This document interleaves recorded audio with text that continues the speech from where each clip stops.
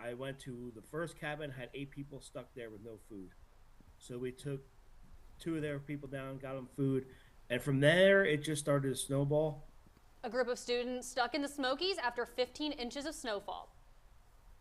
And a new radio show from WUTK. And the impact on the fort after a water main break. Welcome to TVC. I'm Allison Seaton. And I'm Collier Blackwell. We have some breaking news coming out of Nashville today. A new bill introduced in the state legislature that could impact faculty here at the University of Tennessee and across the state. If it passes, it would not allow public higher education institutions to grant tenure to faculty beginning July 1st, 2026. This does not impact any tenured faculty who've been granted tenure status before that date. We are following the story very closely and will continue to follow and unpack until a decision is made. We go to Luke Lamry live outside the Anderson Training Center, where Luke, you say Aguilar has been working out there for the past few days? Allie Collier, you're exactly right. Tennessee Volunteer quarterback Joey Aguilar issued that temporary restraining order on Wednesday. That means he can work out and stay conditioned with the team right behind me. Now, this all comes as Aguilar searches for that last and final year of college eligibility with the Tennessee Volunteers.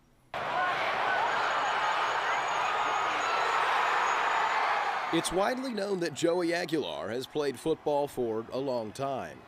8 years is a lot, if that's the case. And as he fights a legal battle to play that 8th season of collegiate football and 6th year of eligibility, Knox County Chancery Court issued him a 15-day restraining order against the NCAA.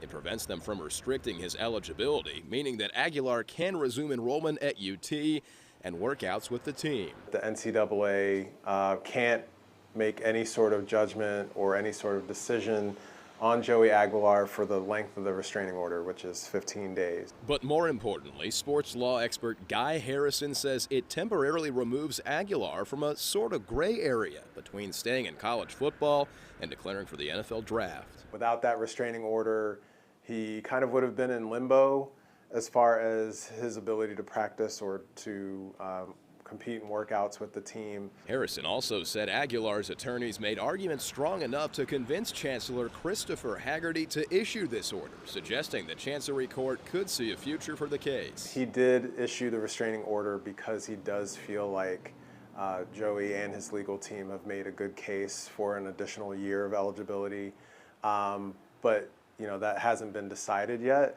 But some UT students say 8 years is one too many, even for a quarterback they grew to appreciate. I think it's an issue for sure. Looking at the grand scheme of things, you got to draw a line if you're the NCAA. Others would welcome him back with open arms. Like, don't hate the player, hate the game. If they're like allowing for him to like do this, then I think he's done a great job and he's a good fit for the team. So I'd like to see him back for another year. Now, Aguilar isn't the only one searching for that last year of eligibility. Charles Bediako, the Alabama basketball player, looking for one last year of college hoops. SEC Commissioner Greg Sankey speaking out yesterday, asking the courts to side with the NCAA, saying that these eligibility rules are crucial to college sports.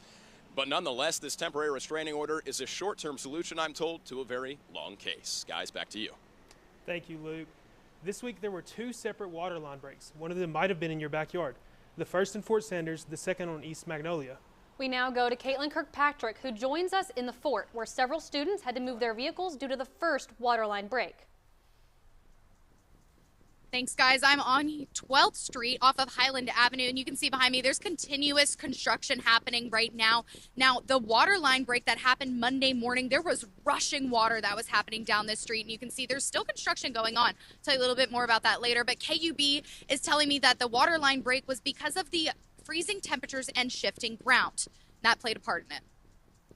Neighbors on 12th Street woke up to water pouring across the pavement, turning the quiet block into a fast-moving stream. One resident who didn't want to be on camera at the time told us her experience that morning.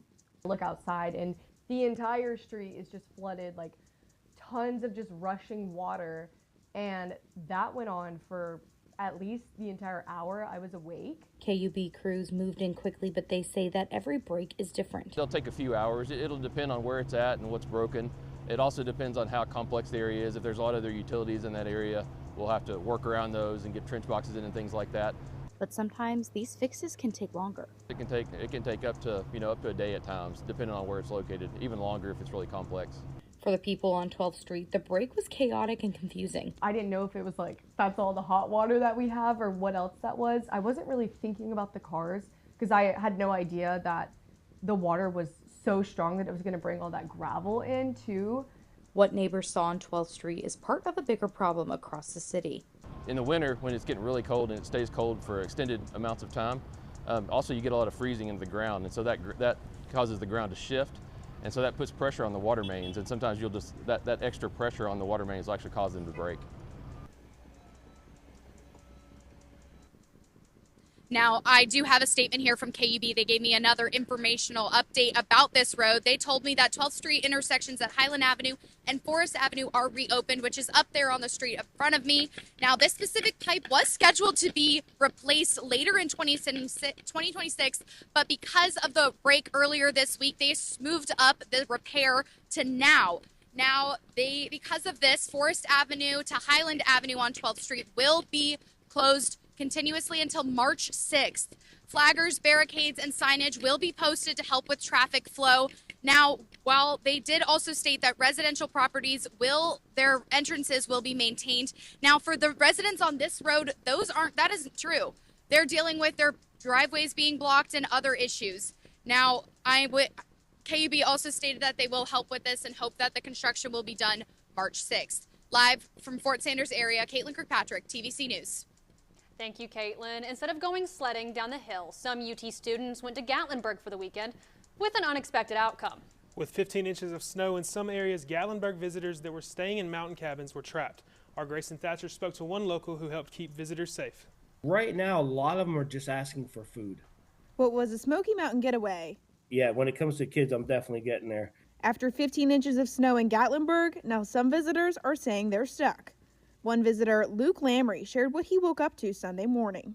We tried to let our pipes drip and did not work. They froze. And so we had no running water for 15 people, no toilet paper. We were out of food. We're hiking down the mountain. We're going to get some more groceries and stuff. And send us good luck and good fortune. We're going to be okay. Immediately when we woke up Sunday, we started boiling snow. It became that strenuous in nature. Gatlinburg local Chris Dreisbach is doing his best to help visitors like Lamry. So I saw a bunch of people getting out on Facebook saying they were stuck. So I started reaching out to people. Driving his Jeep as long as the daylight allowed. Now I have one family that they're waiting for me to have a 5-month-old. They ran out of formula. So I'm going to be heading out there, get them down. And there's 2 more that just hit me up that they are also out of food with kids. The city of Gatlinburg said they have been treating and plowing roads since the snow started falling. We live about 6 miles up the mountain. Our road is nothing but ice and snow. Even his own home was impacted by the conditions. The wife got up and she called me. She's like, we have no water. But he didn't let it stop him. In the midst of calls, when the Jeep broke, I ran home quick. Now I have the water flowing again. It was a simple fix. And I'll have the Jeep fixed in 5 minutes and we're back in business again. Grayson Thatcher, TVC News. Dreisbach has continued to help residents throughout the week free of charge. An open conversation about politics that doesn't end in violence. That is the goal of the UT Bridge Club, according to the chapter president, Nick Huber. The club holds bi-weekly meetings with a current political event in mind to discuss each time.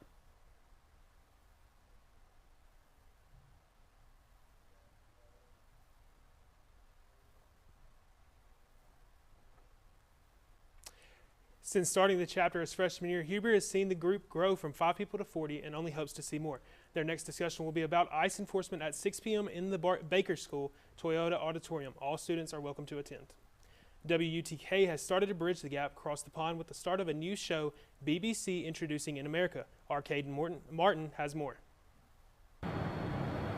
90.3 WTK, the home to a variety of shows and programming. However, the station has now reached an international audience. Meet seniors Kate Beasley and Shirley Mawura, the hosts of BBC Introducing in America, Tennessee. The whole show is we just play the music, the songs that are sent through the uploader, which are all local artists. Together, The pairs share a local artist across the pond. When the two found out about this opportunity, they were ecstatic. I was really excited when I found out that it would be us. Didn't really hit me when Matt first told me. I was like, oh, cool, real nonchalant. Then later, when I, get sent all this stuff from the BBC, I'm like, oh my gosh, like this is 10 times bigger than I even thought it was gonna be. With such a big opportunity, they both have many goals for the project. If one band that I had talked about on BBC that's not big makes it big, that'd be huge. The biggest goal with the BBC opportunity is to keep a lifelong connection to the artists and friends and connections that I've made along the way. I think that this is a journey that doesn't just end here just because I'm graduating. Being able to be a positive representation in that way is going to be something that sticks with me for life. Inside WTK Studios, Caden Martin, TVC News. Charlene on WUTK 90.3 FM locally to enjoy this new BBC broadcast. Coming up, the Vols look to get some revenge against the Wildcats. We'll take a look at the keys to Saturday's game when we come back.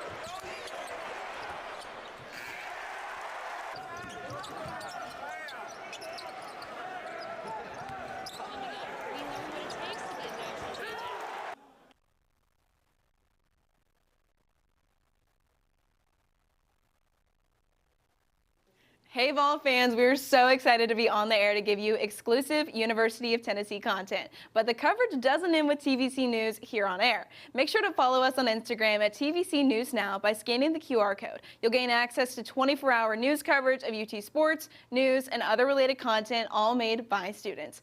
No one knows UT like we do, and thank you for your support.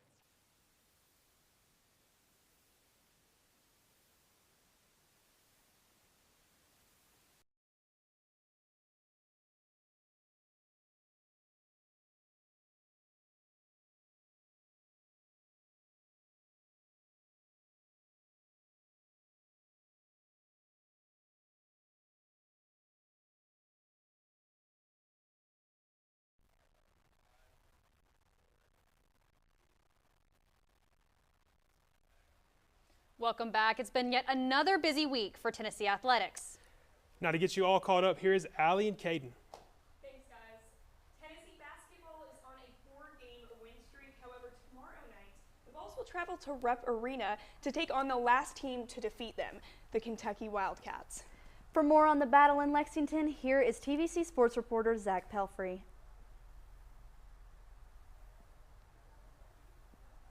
22-19 and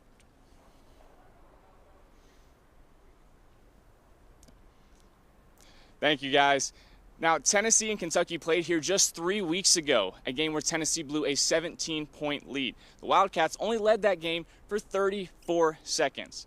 Now, since then, the Vols are on a 4-game win streak, which hasn't happened since November. The Vols have cleaned up their act a little bit in these last 4 games, only averaging 11 turnovers, which is down from their season average of 14. The Vols are averaging 45.6 rebounds per game and 15.8 offensive rebounds, which is good for second in the country. Freshman star Nate Ament has been on a tear recently, scoring 29, 28, 19, and 22 in his last 4 games. He will be the key against Kentucky. Now, the Vols are 1-4 in their last 5 games against Kentucky. Being back in the top 25 this week, and with the momentum of their chemistry developing, the question is, can the Vols go down to Lexington and beat the Cats on the road? Guys? Thanks, Zach.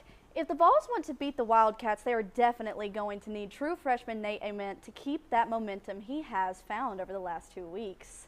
Saturday against Auburn, Ament led all scoring with 22 points while also grabbing 8 rebounds, a performance that earned him his 4th SEC Freshman of the Week honor, setting a new program record. A concern for the Vols this week is the absence of center Felix Okpara. He was unable to play in either game this week due to a left calf injury, meaning junior J.P. Estrella would get the start. Against Ole Miss on Tuesday night, Estrella answered the call, scoring 12 points and grabbing 9 boards. Ament seemed to have lost his touch, putting up only 2 points in the first. However, in the second half, he found it again, scoring 26 of the Volunteers' 58 second half points. The Vols sit at 6 in the SEC with a 6-3 conference record on the season. Tip-off in Lexington tomorrow night is set for 8 p.m. The Lady Vols are set for another top-ranked road matchup against number 3 South Carolina on Sunday. Currently on an 8-game losing streak against the Gamecocks, Tennessee will need to have a better performance than they had against UConn if they hope to end that streak. After digging themselves into a 16-point deficit early, the Lady Vols fought their way back and tied the game at 42 before the half.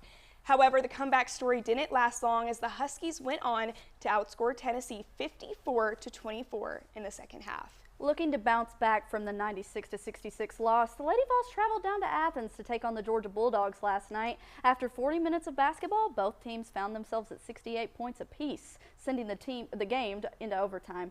Senior forward Z Spearman took control, scoring 8 of her 23 points in OT, leading the Vols to an 82-77 win over the Bulldogs. The Lady Vols are 7-1 in conference play to start the season and will tip off against South Carolina Sunday at 3 p.m. We are only about a week away from the baseball season starting here on Rocky Top, and with all the construction on and around Lindsey Nelson Stadium, there have been some questions surrounding how finished the product will be. We spoke to the voice of the Base Vols, John Wilkerson, to get a look into what exactly fans can experience when they step back inside the stadium on opening day. If it's not in public view, then they'll save it for another day. It should be, one, easier to get into and out of lines, whether you're looking for a souvenir or something to eat or drink, and as well as getting out to your seat in plenty of time. I do think that there's still a little bit of work to be done to make it 100% done and finished and complete, but I think it's going to look really, really good when we get to February 13th. The Vols open up their 2026 season with a home series against Nicholls State 1 week from today on February 13th. If you're still looking for a ticket, you can find them at utsports.com. We'll both be there. We will both be there. And now going over to the softball diamond, the number 4 ranked Lady Vols are kicking off their season this weekend at the NFCA Leadoff Classic. Already picking up a 10-0 win over BYU last night, Tennessee will prepare to face number 21 ranked Liberty and number 5 ranked Oregon next. Thanks to a game that was created across the pond, Tennessee has claimed another national title. Let's take a deeper dive into UT Rugby's incredible season. There we go! These are the scenes from last December when the University of Tennessee brought another national championship home, the cherry on top of an undefeated season. The Tennessee men's rugby team took down Bowling Green State University 21-15, claiming the title of the 2025 D1 AA National Champions. Several players are still basking in the win. Going on an undefeated season was hard in its own, but at the same time, winning that championship game meant the world to me. This isn't the first time this team has beat Bowling Green for a championship. In 2021, the two teams faced off, ending with Tennessee as the USA Rugby D1 AA National Champions. So that was Coach Marty, that was his last year, winning that championship, and then when he retired, I came in as the head coach after him. This team has made 9 national tournament appearances since 2010. Now, this championship team is typically practicing at Fulton Bottoms Field, right behind the Publix at University Commons. But our recent snowy weather has them on the move. We're just doing the same thing we've been doing since the last fall, not really changing anything, just getting everybody back in the swing of things. This team resumes play on February 21st versus the University of Mary Washington at the Tennessee Rugby Field in Alcoa. Be sure to follow along and see where these champions go from here. In Knoxville, Allie Seaton, TVC News. Congratulations to this hard-working team, and we can't wait to see what next season has in store. That is it for this week's Rocky Top Sports Report. Have a great Super Bowl weekend, everyone, and be on the lookout for former Vols Josh Dobbs and Bayless Jones Jr. on the field in Sunday's big game.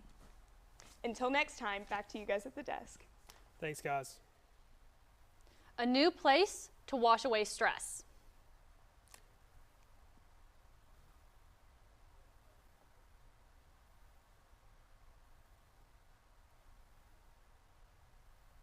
Hey Vol fans, we're so excited to be on the air to give you exclusive University of Tennessee content. But the coverage doesn't end with TVC News here on air. Make sure to follow us on Instagram at TVC News Now by scanning the QR code. You'll gain access to 24-hour news coverage of UT sports, news, and other related content, all made by students.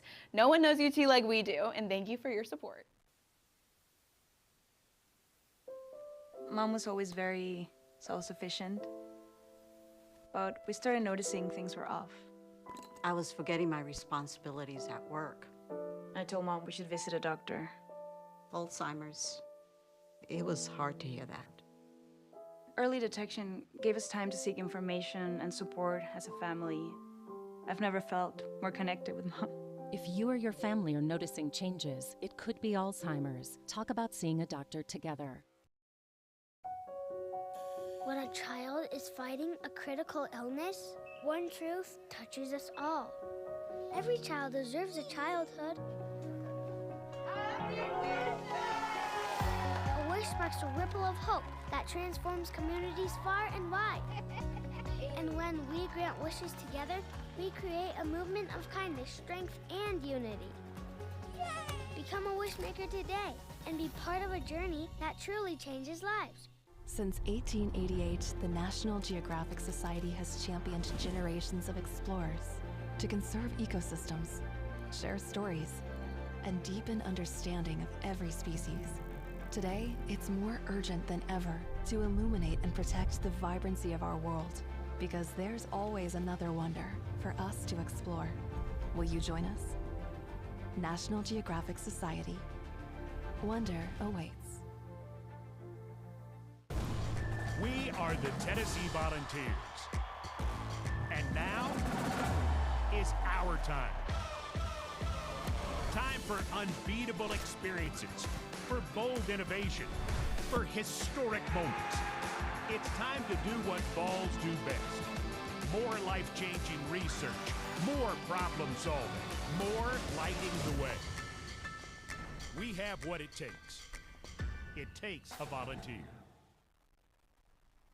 Welcome back, Vols. I'm Jackson Berg, and we're going to be taking a look at what weather we could be expected to see this weekend. Starting today, we have high temperatures reaching the upper 40s, but then throughout the night, it'll be dropping to the mid-20s, as we do have a bit of a cold front moving through this afternoon into Saturday morning.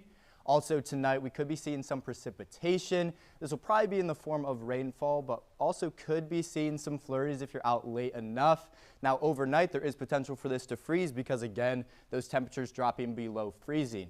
Now, if you're planning on traveling east into the mountains, some higher elevation, there is actually a winter weather advisory, so for areas like Gatlinburg and along the east state line of Tennessee here. But moving to temperatures for the rest of the week, Saturday we're looking to reach the mid-30s, but do note that both today and Saturday wind chills are expected to be about 5 degrees under what the actual temperature is, so keep note of that. And also today we could be seeing gusts of wind this afternoon up to about 30 miles an hour, and those could carry into Saturday afternoon as well. Now that's this bit of cold spell, but then it will be warming up at the end of this weekend into next week. So Sunday reaching the upper 40s again, Monday, reaching almost 60 degrees, and then Tuesday and Wednesday too, we're actually going to be in the 60s. So we have a bit of a warm trend moving through, hopefully to give us a little bit of a break from the the cold winter weather that we've been seeing. So just get out, enjoy this warm weather at the end of the weekend. But that is all I have for you. Back to the desk. Thank you, Jackson. Snow or ice covered sidewalks and an empty campus signals a campus shutdown. Our Maggie Schwarking has more. For many students, it's an exciting time. It means another day off of going to campus. But for student workers who rely on their checks from campus jobs to pay bills, this can mean it's a loss in wages. Snow days aren't always a break. For student workers, they can mean missed paychecks. The snow days that we had affected my paycheck pretty hard, since I was only able to work 2 shifts whenever I was scheduled for 4. While the university offers flexibility, not all jobs can operate while there's a campus shutdown. I definitely got pretty worried whenever February came, just because of rent and all of those other bills that you have to pay every month. Because I was just nervous about that, because I was almost not having enough for everything. It is hard to see some of the stress that gets put on some of the student workers, where I know a lot of these people are relying on this job to pay for things from that, and then just be wiped out because of some snow calls. It's difficult. These challenges don't stop at missed shifts. I always feel like it's definitely safety over job. It's always difficult, especially when some of the students that we have here at CCI don't drive. So a lot of them either rely on walking or on public transportation. So it's always difficult for people when they don't have that transportation to get to because the roads are bad. For now, students say that snow days are less about fun and more about figuring out how to make ends meet. Back to you guys at the desk. Thank you, Maggie. The Laundry Lounge just opened on campus, and students can enjoy several of its key amenities at any time. Take a look. The Laundry Lounge, powered by LG, opened in January at the University of Tennessee's Fred D. Brown Jr. Residence Hall. Is a pilot program, a whole new approach to laundry on college campuses. The new Laundry Lounge has 16 advanced LG washers and 24 LG dryers.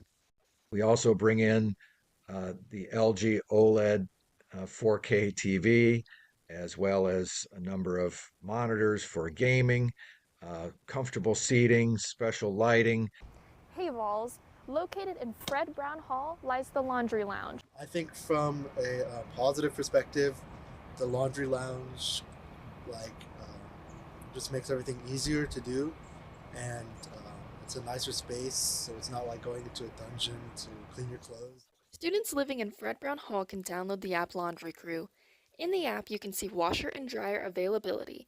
The app also lets you know when your laundry is done. For some people who might have not done their laundry back at home, it might just make it a little more welcoming, rather than be like, hey, this is your first time doing laundry by yourself, come into this dark, gloomy place, versus, hey, look at this nice lounge we have to do your laundry for the first time. Students living in the residence hall can use the Laundry Lounge at any time, free of charge. UTK freshman John Batterson says the Laundry Lounge makes doing your laundry easy. As you can see, students are already enjoying the Laundry Lounge and its features. The University of Tennessee Knoxville has appointed Holly Rayner and John Sorokin as the newest chancellor's professors. This distinction honors exceptional faculty members for outstanding scholarly achievement in their fields. Holly Rayner, one of the appointed professors, is truly making a positive change by working to improve the health of children and adults, while also encouraging her colleagues to make a difference. Our Whitney Reamer was able to sit down with that professor and hear what it must have felt like to be awarded such a prestigious honor.